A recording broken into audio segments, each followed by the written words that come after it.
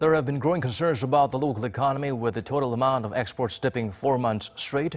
During today's ministerial meeting, Seoul's finance chief once again pledged fiscal support to help turn things around. Roonhee has the highlights from that session. South Korea's finance minister has announced that the government will move faster to draw up an extra budget to boost the economy.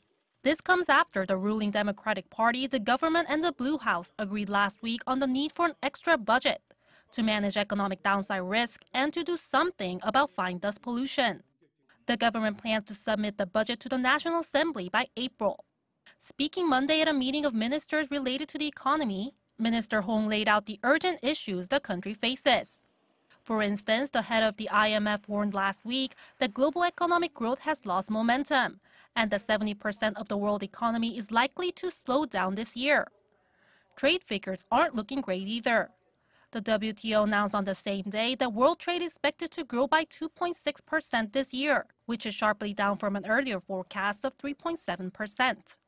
Slower growth will likely hit Korea's export-based economy, so Minister Hong promised to come up with new measures to promote innovation in traditional industries like shipbuilding and autos. And speaking of innovation, the government also announced that Korea will join WTO talks on e-commerce in May or June this year, along with around 70 other countries. This will create international trade norms in the field, which will help boost Korea's exports, especially for small and mid-sized businesses. Roonhee, Arirang News.